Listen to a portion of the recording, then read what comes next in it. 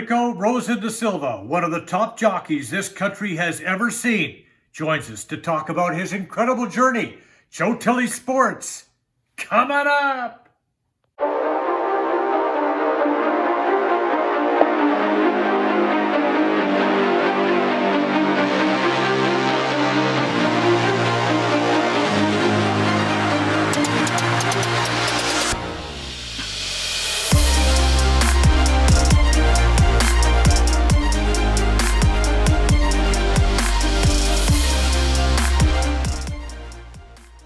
Welcome to the program. Let me tell you about our special guest on today's show. He raced for 5 years in his native Brazil that was followed by 4 years in Macau. He moved to Canada in 2004, where he would dominate 2,226 victories in his 18-year riding career, over 102 million in purses. He won the Woodbine Riders title 6 times, including 5 in a row. He won the Sovereign Award as Canada's top jockey 6 times. He's a 2-time winner of the Queen's Plate. He won the Breeders' Stakes. He won the Canadian International and the Ricoh Woodbine Mile. Ladies and gentlemen, Eurico Rosa Silva. Now, Eurico has come out with a new book just written by Eurico and Bruce McDougall entitled Riding for Freedom, just released. Bruce is an established writer, a Toronto lawyer. He's also a Harvard graduate. Bruce also wrote The Last Game, great hockey book, and the Ted Rogers story, among others. Bruce, Eurico, welcome to the program. Great to have you here. Joe. Thank you very much. So now Thank you for having me. It's a privilege to be here today. Well, it's an honor for us to have you, Eurico. The book is phenomenal. It's so real, it's so raw, it's so down to earth and honest. I found it very compelling and found myself welling up a few times. There's a lot of stuff that I could relate to on some levels, and we'll get to that in just a bit. But in the book, Eurico, you talk about growing up in poverty in Brazil. Give us an idea what that was like. Was a difficult time that time. My family was very poor. We keep moving one place to another place, and the worst thing is my relationship with my father very early was not the best. As I remember, like I can't remember my father giving me a hug. But I respect that time was a little bit different, and maybe the culture, right?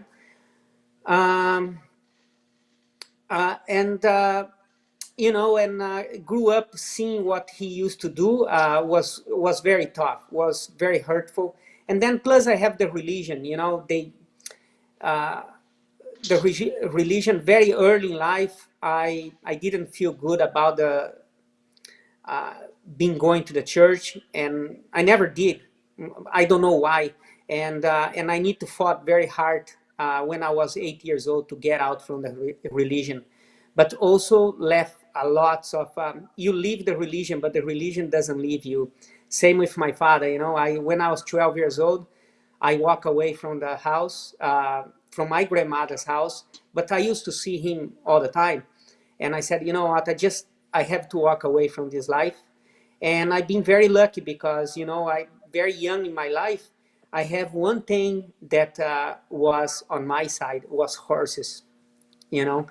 Horse did a miracle in my life. I remember very young, great moments that I have was with horses.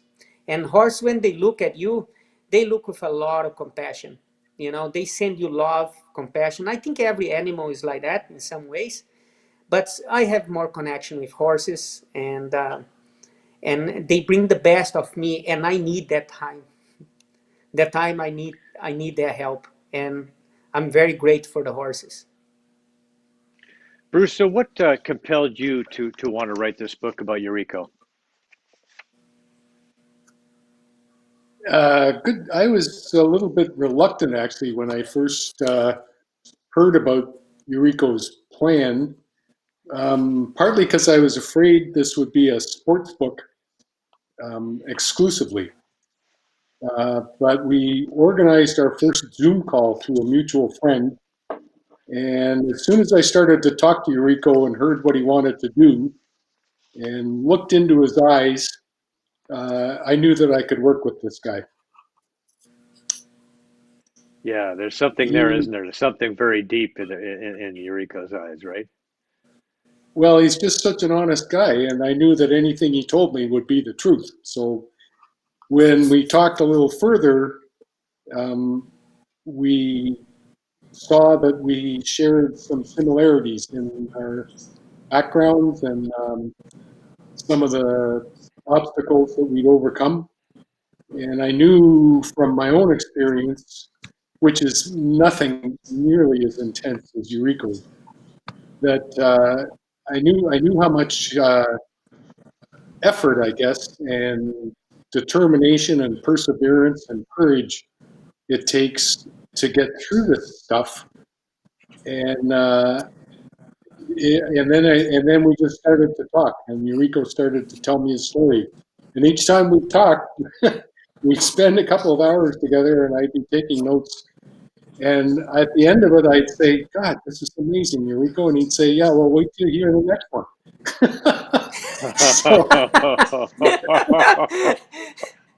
So we go back for the next one, and he'd tell me another amazing story, and I'd be going, "Jesus, Eurico, this is unbelievable." And he'd say, "Yeah, well, wait till chapter 3." And it just got better and better and better. Uh,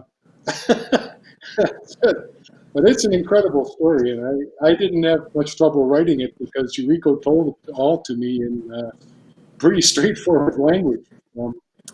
But it's an amazing story. Well, Rico, you've had to overcome a lot of demons in your life, and you talk very openly and frankly about that in the book, and a lot of it has to do with your father and the abuse actually from your childhood in that regard. Can you sort of paint us a little bit of picture of what it was like growing up as a young Eurico in Brazil with your father? Uh, like just mentioned that, my strong memories, when I was 3 years old, and I realized that what he was doing with my babysitter was not right, and that image play a lot in my mind over the years. But I pushed down, and I tried to tell everybody when I was young that I have a perfect father. Um, it just even before, when I used to think what he did and what I witnessed, I feel so guilt about that. It's like it was my fault, and you know, uh, and I feel everything was my fault, and I carried that weight for a long, long time. And the good part was writing this book, and I think I feel very blessed that I have Bruce. Bruce did a phenomenal job on the book, that I was able to, all these feelings and this guilt and this shame about myself, and I was able to open up even more. I was open up with my psychologist, but now I open up to people. This is the way I used to feel. And we have to be stronger than any people that harmless anybody. Especially, I talk very open, and we have to be, women have to be stronger than rapers. Uh, if you have any abuse, some woman is listening right now, or girls or boys, or who is, just be strong. Don't keep inside yourself. I kept for many years, and that really hurt me. Was like I was stunned my own self every single day. We have to be strong. We have to encourage women got abused, or boys that got abused, to come out and speak it up. Is there a lot of people to help you? It's a lot of good psychology. It's a lot of good coach. It's no is no way that, don't let that guilt and that shame hold you back. That is the message that I want to send in the book, for people to open up. And if you feel a lot of shame about yourself, like I did for many years, that's fine, but open up. I want to motivate people to open up and go for help. Now, as a young man, the way you dealt with your struggles was you left your grandmother's house and you got a chance to work with horses, and of course that led to a writing career. And it seems to me, reading the book, well, obvious to me, reading the book, you had a lot of surrogate fathers along the way who helped you out. Tell us about some of those people. Yes, I did. I was very blessed, because I have these great people that the universe sent in my way. Like I have Zeli Medeiros. He treated me like a son, and I felt that. And it's funny because when I was in his barn, lived for a year and a half, man, I didn't have, it's like almost, I have that peace inside myself. I was protected. I have a lot of nice people around me, but if I didn't, Zeli Medeiros will hunt them. He will freaking protect me, like a son. Mm-hmm. And you feel, and when you feel the people is in your back, um, uh, and he was in my back, and I left his barn. He could easily say, Eurico, go on with your life. No, he was the one motivate me in the um, riding school, uh, and always look after me. As anytime that I need him, he was there for me until today. Like we talk, like father and son. I've been very grateful, and then I have a lot of friends. Um, Friends that help me on my life and being a mentor for me. It's like even him, Jim Bannon. This guy being an amazing mentor for me. Taught me so many good things, and so many others that I could mention.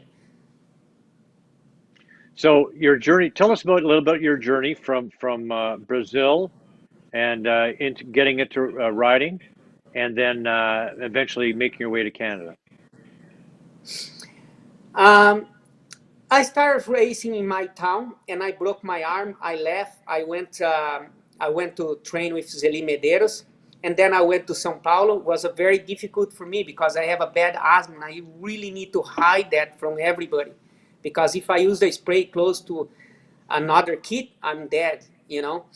Uh, my dream was over, and I was very lucky. I was successful, and I have my I was apprentice.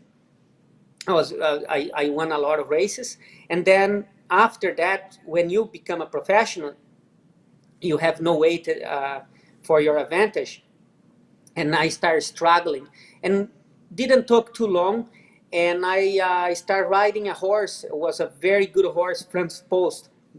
I talk about that horse. The horse bring me a lot of lightning in my career. And always I have this dream that I want to leave Brazil. I feel a black hole inside myself. And I said, you know what? I leave Brazil.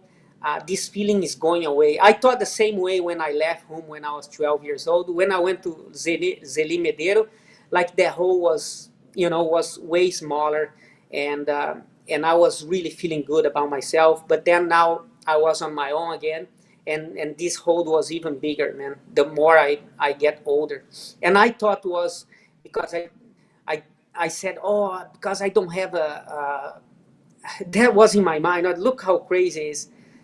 Like I don't have $1 million reais. The day that I have $1 million reais in my hands, I will be comfortable. This insecurity about myself is going to disappear. And I start making a lot of money. I start saving money, and I make $1 million reais. And then my mind tricked me. No, it's not $1 million reais. It's $1 million US dollar. I went there. I make the freaking $1 million, and guess what? That insecurity is still there with me. But going back again, I was in São Paulo. I wrote Fans Post. I started being very successful. Then now I want to move to the United States, and I start applying for visa. And I want to do the right way. A lot of people come as an immigrant, just a tourist visa, and then find out their paper. I was more stubborn. I tried to do the right thing, and guess what? The door was closed for me. I could not get the visa.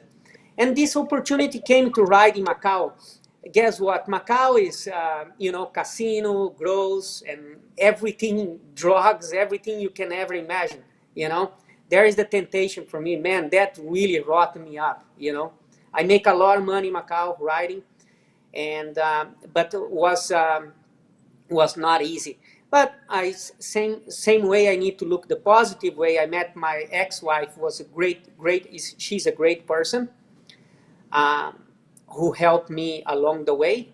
Her family is really good, still my family, and there was great. There was great. And one day I was really thinking when I was in Macau, trying to go back to the United States. I said, I go back to my own dream to go ride in the United States and trying to move to New York. But then I came visit Canada with my ex. I visit her brother. Her brother lives here. And I went to the racetrack. When I saw the racetrack, my friend, I said, I already start dreaming I'm riding there. And I make a decision. I said, listen, I'm moving to Canada. And I came to Canada, same thing, that hold still inside myself. And I do a lot of work. I hire the best professional people to physically, like prepare me physically. But my problem was nothing to do with physical. I was very strong and as a rider, very well prepared. My always I prepare very strong physically. And things start getting the same problems, same. The devil was there, for me to with a sex addiction, insecurity, feeling bad about myself. And then where the lights come up, I said, you know what, I'm going for help. And I went for sports psychology first. Uh, and then finally I went to a psychologist that help people with addiction. And this man took me from the dark hole, man, to where I am now. I'm so grateful. We work about 7-8 years together, and he still give me consulting sometime for different things. But was amazing. I was very lucky. I feel very blessed that always I find the right people in the right moment. Yeah, we talked before we came on about a little bit about addiction, and I can relate to that as somebody who's been sober a long time, but struggled with alcohol addiction for a long time. And how important it is to find people in your life who can help you, and to be connected with people and go to the right people and open up about your situation, and how sharing and talking to other people uh, can make such a difference for you. And you found the right people in your life that allowed you to do that. And of course I have as well. And what a difference it makes in your life, and allows you to be the best you can be. But you've been helped by a lot of different people. Tell us about some of those. I mean, you touched on it already, but tell us about some of the work that you had to do and how it changed you.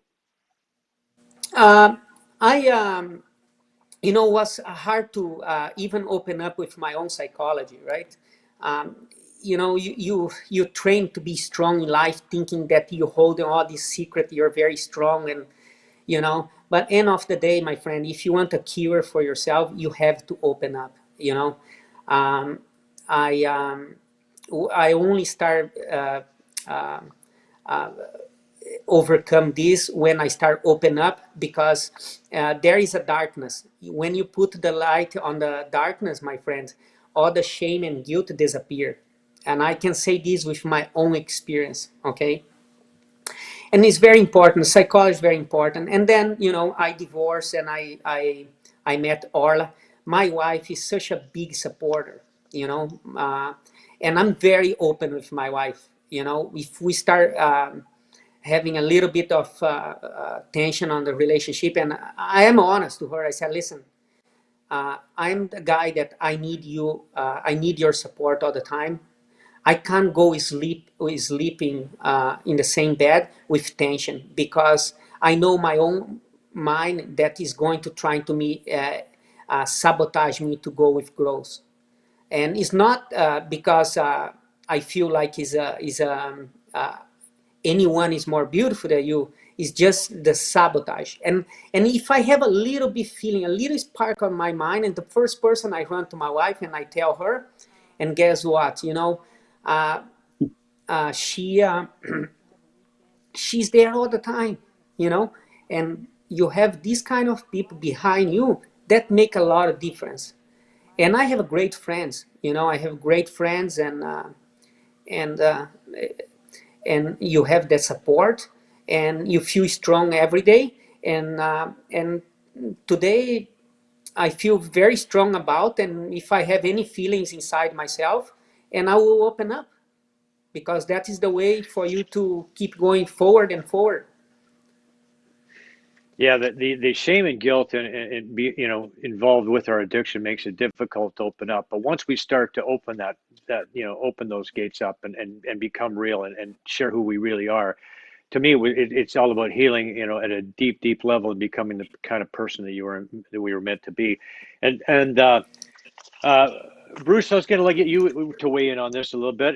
When you heard Eurico's story, when you talked about his story, you said you could relate. Tell us about some of that ability to relate. I guess when Eurico started to tell me about his early life in Brazil, it became very clear, because of some of the things that I'd gone through, that his father in particular had an enormous influence on the way he behaved as an older person. And we hadn't reached the point yet in our conversation when Ricoh had started to tell me about what he'd done to overcome some of those forces. And I remember leaving his house after the second conversation we'd had, thinking that if only he could have seen if only he could have seen the forces that were driving him to do what he did, he would never have done it. And in my own case, I lost my dad when I was 6, 7, and under very strange circumstances. And the forces that informed my behavior for years afterward drove me in directions that I didn't want to go. As Eurico has already said, and you've said too, it's not pleasure that you find when you go in these directions, it's pain. And I kept wondering why I kept doing these things. Why would I keep doing these things for years and years? And I kept thinking the same thing about Eurico as he was telling me his story. I kept wondering why would you keep doing this? Why do you keep doing this? And the realization, I guess, that I came to was that it takes work, and none of us really knows why we do anything until we actually go inside ourselves and, as Rico says, open up and acknowledge the demons that work inside of us and that will continue to haunt us until we shine some light on them. And the only way to shine some light on them is to just keep on talking about it until the little tricks go away. So, sorry about that, but Yeah, that's it's the way I fine. feel. Yes. Yeah. Yeah. Shine the light. Open up. Yeah, Tell yeah, somebody. absolutely.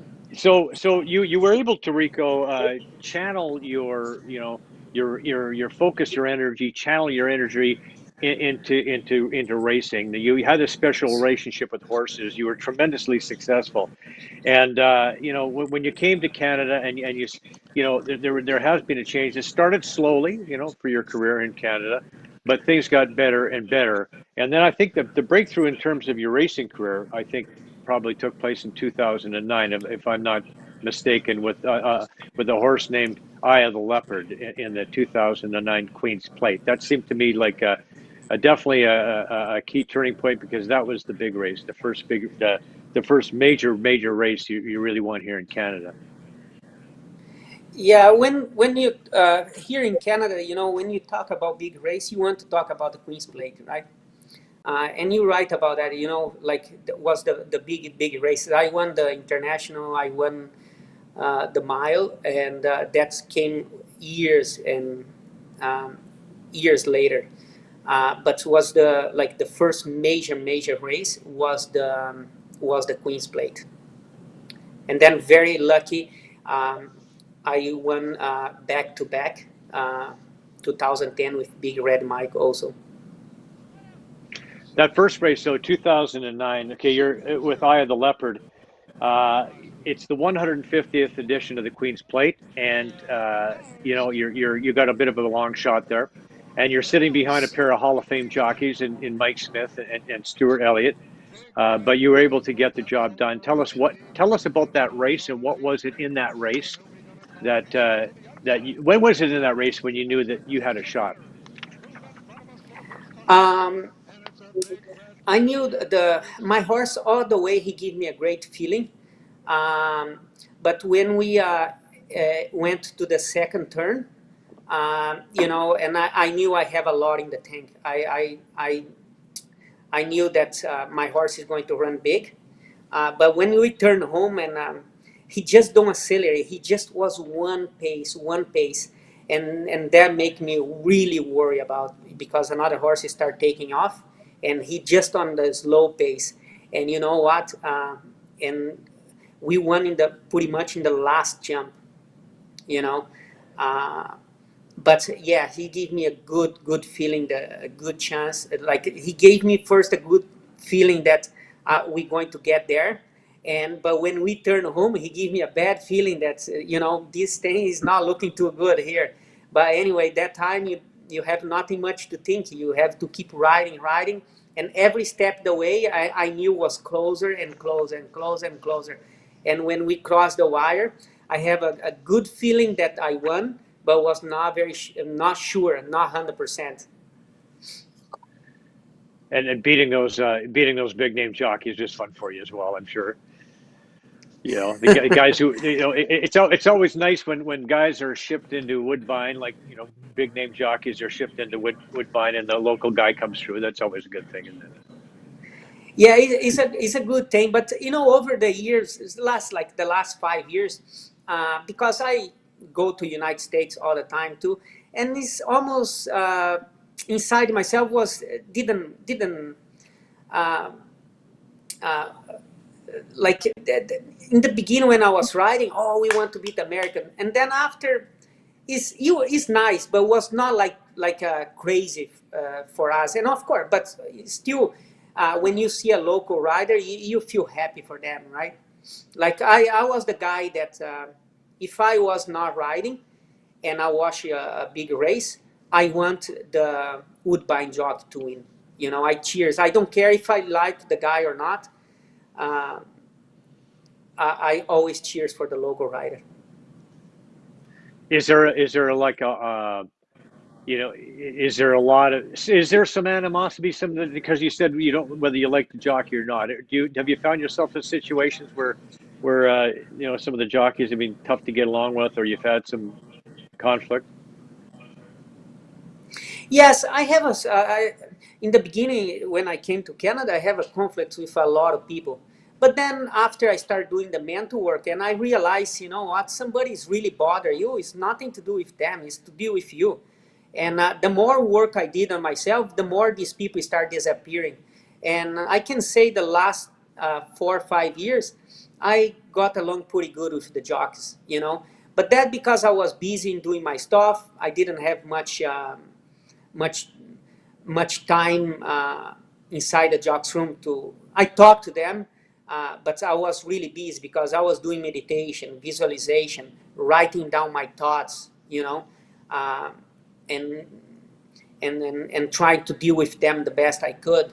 I have a ritual that I do every single day, the same thing, a program that I designed for myself, for me to follow the same thing. And my relationship with another rider was pretty good in the end. And I believe that when, in the beginning, when when I came here was the same thing in Macau and the same thing in Brazil. I could not get along with the people, but it's nothing to do with the people. It was my energy that was causing that problem. But when you start getting peace inside yourself, guess what? You're going to get peace. You are going to get peaceful people. Even the one is not very peaceful, they will see you. You bring the peace inside themselves. You know. Isn't that amazing? Hey, like we change, and as a result of us changing, it seems that everybody else changes around us. But like you said, it's really us, right? Yes. It's Yeah. it Yeah. starts here. Our perception changes, and then all of a sudden, everybody around us changes. I remember I had similar situation at work many years ago, and when as I started to change, all of a sudden, I work with some really amazing people. I know. It's great how that changes. So speaking of work, Yeah, okay, it's so true. now 2000 and sorry, go ahead. No, just one mention one thing. It's like a meet blues, like we have this conversation the first thing, and then he shared about his father, um, and it's just the same connection. Like we have the same connection. You see when he write in the book, it's like he was right. He took over my own mind and put in words. Like it's incredible how our connection, right, Blues, from the beginning. Yep. Just right from the beginning was I never thought myself, oh, I want to meet another somebody else to see if I maybe I want to do with Better somebody else. When I match. met Yeah. Bruce and we talk, is the connection was there. I said, Bruce, I don't care who is the publisher is, and you know what, you're going to write my book. Yep. But he said, no, Rick, it's not the way. Sometimes the publisher want to somebody else write a book. I said, no, no, no, no, no. I want to write my book, and you're going to write my book. Yeah. I'm sure you That felt is that the connection deal too, here. Bruce. Yeah. Yeah. Yeah, yeah. Yeah. Well, You know, the amazing thing was that Eurico just kept telling me the story, and all I had to do was listen. yeah. Right. But Yeah, man. years ago, probably we will not have the same connection. I asked my Oh, really? psychology, Yeah. Blues. No, I No, asked my I psychologist one day. I said, because he was not taking clients, and he's not looking to take much clients anymore. And then then I start talking. I said, oh, no, no, please, let's meet once, and then we talk, and then you make your decision. Then he met me, right? And and years later, he said, okay, let's work a little bit and see what happened, okay, together. And then I asked him, I said, what you see me when you first saw, what's your first impression? He said, oh man, this little guy is an angry, angry, angry guy. yeah. And I laughed, but just the way he said, right? Because he's a tall man, and he said, "Wow, when I look at you, oh my goodness, what an angry guy!" Right. It's Yeah. the time you live in that anger is not very fun, believe me. But now we laugh about it, right? Right. Well, and to look at you today and to see you today, it's hard to believe that the anger was there. I mean, you just you're so it's so beautiful to be free of those demons and to really to be your true self and to enjoy your life Yeah. like you can today. So I want to talk a little bit more about the racing because it was in 2009 you won with Eye of the Leopard. Then in 2010 it was Big Red in Canada's biggest race once again, and this, of course, was a very special race. Again, it's another situation where you've got a shot that it's a horse that had won the play trial, I believe. So and a horse that had some potential for sure. But when did you know that this was going to be your race once again? Uh, when we this was much more a confidence race for me than was with Eye of Leopard, because I was able to take the lead and my horse was running very, very relaxed. When turned home, I said almost impossible for them to pass me, because he was running relaxed, and when I moved, he moved, and he was a very strong horse and very, very good horse. he gave me a great feeling when I turned home. Was completely different than a big red eye of leopard. Eye of the Leopard. Now, after the race course, this was a very special win because it also involved a special celebration, right? I know, meeting the queen, the preparation for this race, my preparation for the race, physically, I have a great coach, Master Silly. He's a Taekwondo, he's a fifth dan on Taekwondo, and but he also a great coach. We was working everything on the physical part for me to be the best shape I could be on that day. And also I was doing yoga. But also on the mental part was a difficult to prepare because your mind want to take you to the future, right? And every time, like I give a little chance for my mind, and it's already thinking about the queen. And the last thing I want to let my mind focus is on that. I have a job to do. I have to focus on the present moment. And I remember I was really struggling with that, to stay in the present moment and don't let my mind thinking about the future. I have is here now, is the preparation, is the walking nature, is the meditation, and and just block everything else. Uh, the future is not in your control. What you have to control is being the present moment. And was I think one of the most difficult race for me to be prepared mentally, as I remember. It's like you're talking like living 1 second at a time, almost like just living it completely in the moment. And yeah, how helpful that was for you. Yeah. Yeah, it's Tell me hard. about what the. And but Okay, sorry. Yeah, yeah. sorry, Go go ahead. ahead, go ahead. Sorry. No, no, no. No, I that was will just give you finish your confidence thought. too, Yeah, right? yeah. Yeah, give you confidence, because when I rode in Japan against the best jockey in the world for the All-Star Jockey. um, that came to my mind. All I have to do is the same thing I did in the Queen's Plate. Just be in the present moment, thing will come to you. Or also another races and another race, big race. And then you have a model in your head that all you have to do is the same process. You have to do is the same process. Be on the present moment. Just be on the present moment. That's the good Yeah, we're part looking when you at. So, achieve something. yeah, That Vic, our producers, pulled up some of the video of the Japanese championship and world championship in 2017. Yeah. So the now just briefly going back to the Queen's Plate before we watch some of this. What was it? You got a chance to meet the Queen, and we saw that picture of you with the Queen. Did what did she say to you in the winner's circle?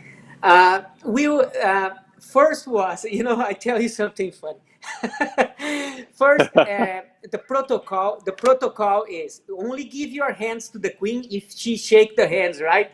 Man, I was Right. like there, like a dog looking the meat, like when the owner is going to give the meat for him to go there, boom. And I was with her hands. I was watching her hands.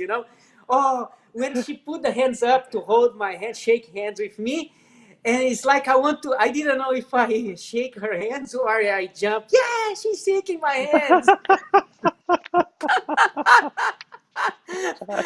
Yeah. And and then we talk a little bit about the horse. It was a very hot day, and she was very, very impressed. The horse who won in the lead. She said, wow, with this heat and this horse went all the way.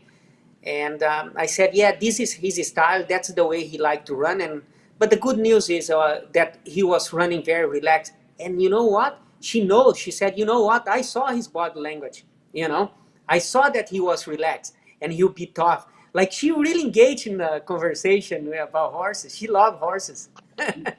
Yeah, yeah. She's had some horses. Very, very big racing fan. So it's very cool. Yeah. Oh, she's big time. Okay. Yeah. Yeah.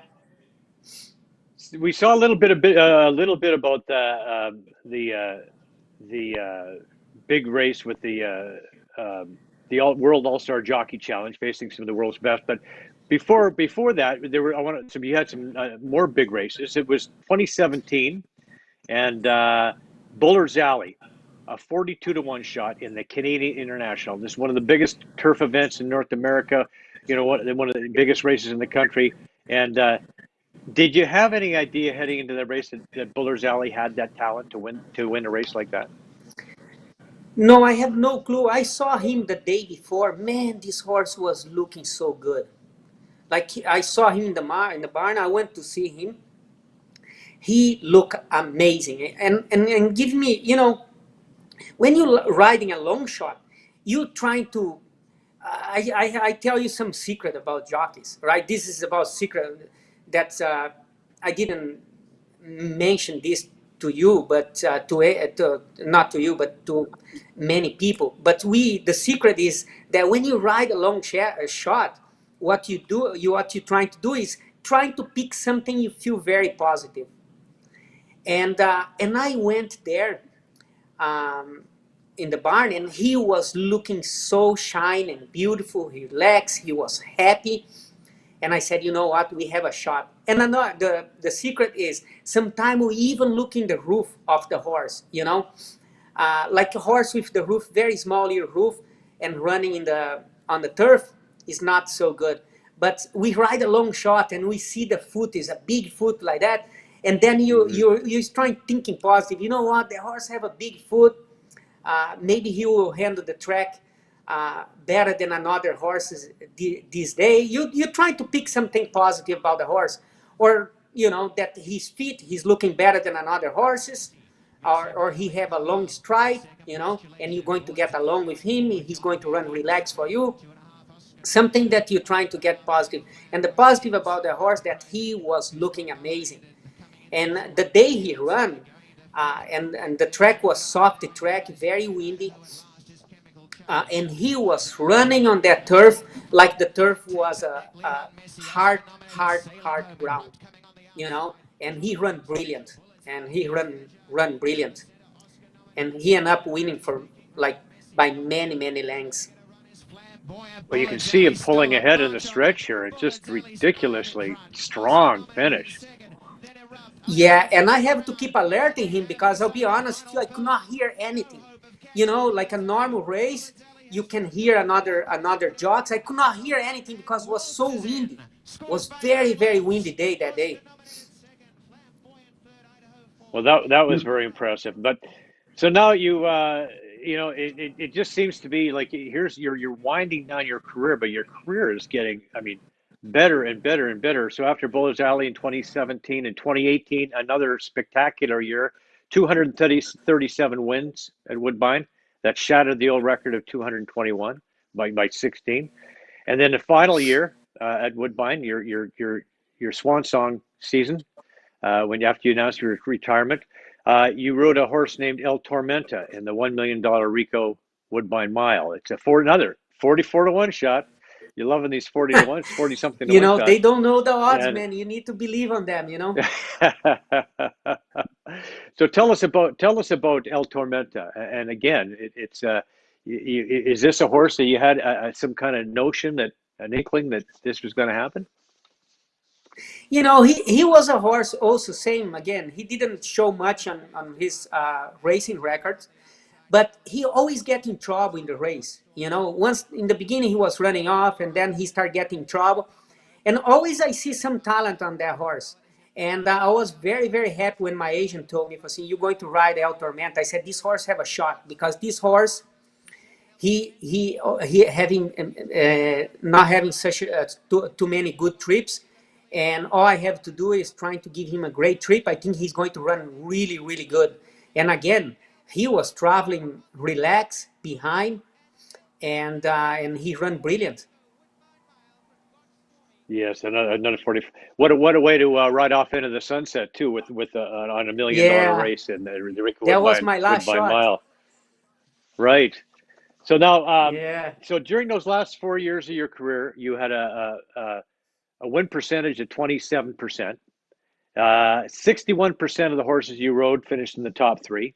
So I guess if I bet Eurico to show every race, I was going to make myself a lot of money over the season.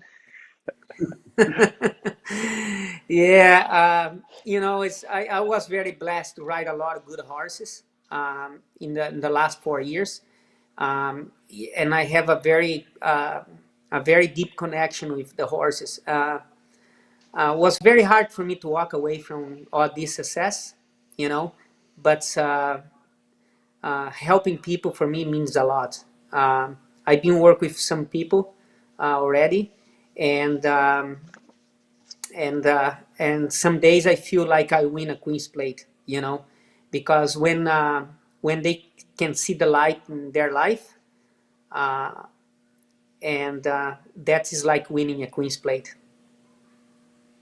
Yeah, tell us about your now your new career, your second career as a coach. What exactly what are you out there trying to help these people achieve? I work with a lot of different things. The main thing is the people I work with, get them to uh, trying for them to understand that they have to be their own best friend. You know, it's only one person need to take care of you is yourself. You know, the rest will come. Uh, that's what the first mindset that, and being connected with nature, meditation, and ask powerful question. You know, I try to listen the the person and see really what that person is saying, and trying to pitch the right question for them to know themselves. You know, uh, it's unbelievable. We are human beings. We all have the little kid inside ourselves. You know, that 1 years old, 0 to 7 years old, and it's like a program, and if you don't have the right program there to help you out in life, and you're going to be struggling the same, uh, you're going to be in the same path all the time, you know. And that's what I try to listen, hear, see where the beliefs coming from about themselves, you know, trying to be curious about and ask the right question for them to come to the haha moment, for them to learn about themselves. Reaching that aha. So Yeah. now, in addition, now, how if somebody wants to have Eurico Rosa de Silva as a coach, well, how would they get a hold of you? They can go to my website, mindcoach.ca, and send me a link. You know, I work with, my niche is athletes and executive, because they have a very high pressure job.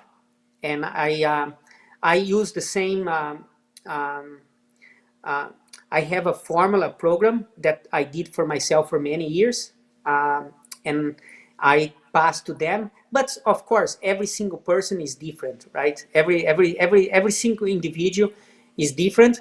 But I try to feed them on the program, and there we go, where they can hold their focus.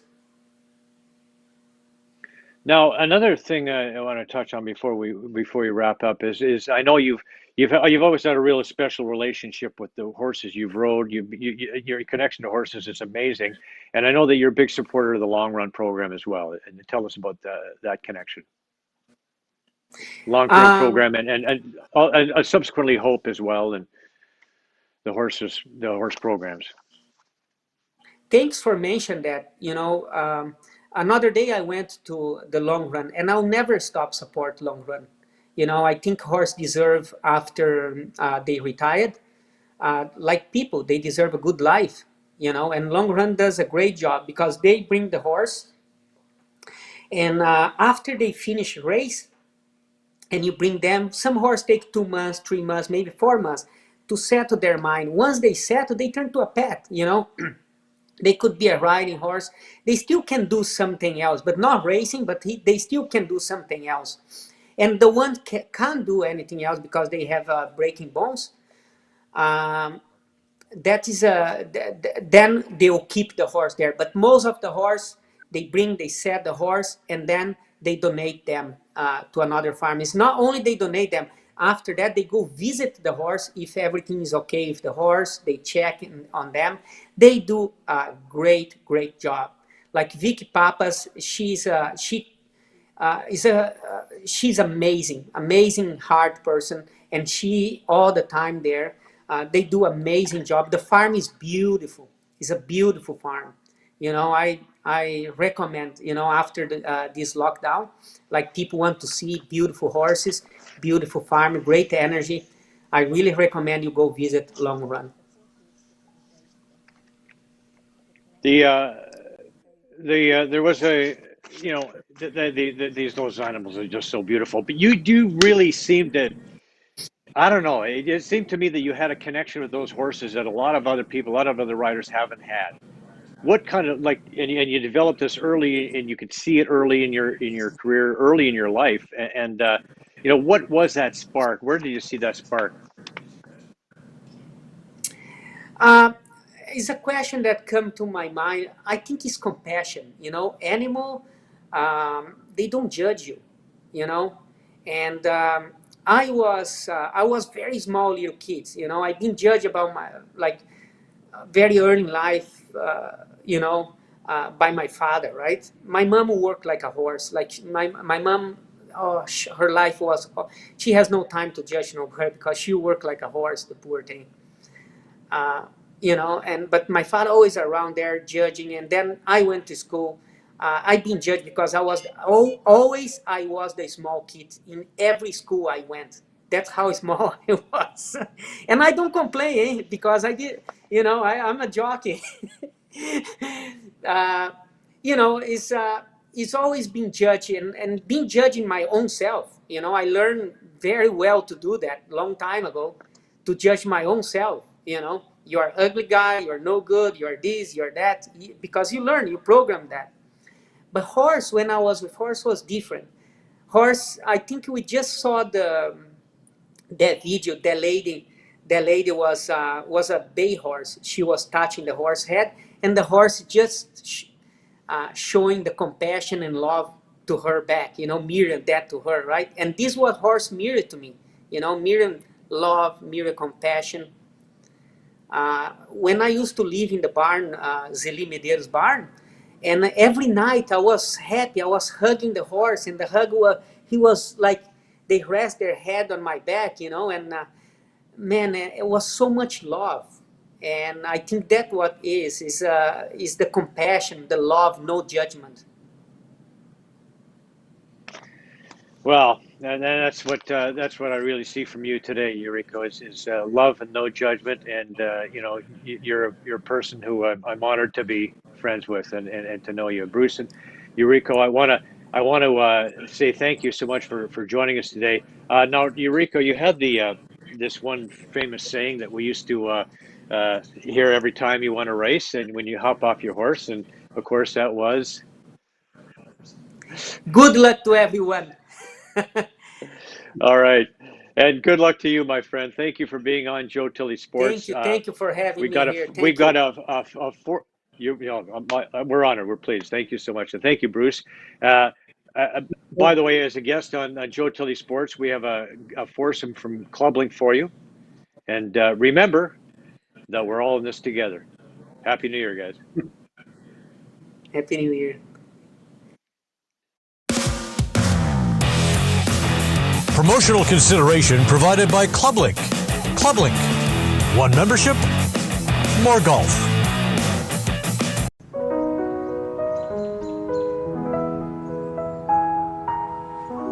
Slow play. It's a slippery slope. First you go looking for that lost ball, and then everything goes sideways. There are a lot of golfers on the course. Make certain of your point of entry, look quickly, and move on. Remember, we're here for a good time, not a long time. Find anything, Bob? Not yet. Addiction Rehab Toronto, Toronto's #1 alcohol and drug treatment center, saving lives, reuniting families. The only treatment center in the province to offer medical detox, treatment, sober living, and lifetime aftercare all in one place. Our unique and specialized programs are designed to equip our clients with the tools to successfully lead a life of dignity, respect, and purpose. Let us help save your life or your loved one's life. Call today for more information or to facilitate an intervention. 1-855-787-2424 or visit addictionrehabtoronto.ca. COSA, Central Ontario Standardbred Association, providing a united voice for harness horse people racing at Ontario tracks. Check out your benefits today at COSAOnline.com. Also, check out COSA TV on Facebook and YouTube for all the latest harness news and live action updates. Live racing year-round, and go to freescratch.ca for your chance to win a new fabulous prize every day with COSA.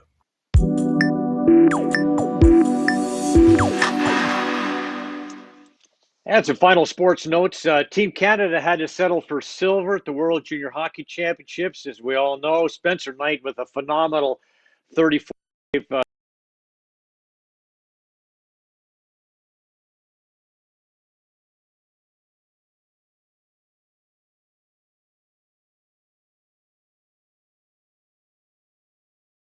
win every year. It wouldn't be fair, would it? Now, the Yanks probably shouldn't put the garbage can on the Canadian logo in the photo op at the end of that game, but what are you going to do with their kids? By the way, the top defenseman at the World Juniors, Finland's Tappi Niemela, who is a Leafs prospect. Well, training camps in the NHL are fully underway. The NHL season is coming up. The Leafs are trying to work out their new line combinations. Austin Matthews is centering a line with Mitch Marner and Joe Thornton. Interesting to see what kind of chemistry the graybeard Jumbo Joe might find with the young playmakers. Hey, I'm open to it. Why not? Let's see what happens. By the way, the season opens Wednesday, January 13th against the Habs. The Leafs are favored to win the division, whatever corporate sellout name they're calling it right now. I believe they will. There's some triple headers in there. They have some back-to-backs. And, it's going to be a lot of fun. It's going to be fun to see a bunch of Canadian teams playing against each other, developing some really intense rivalries.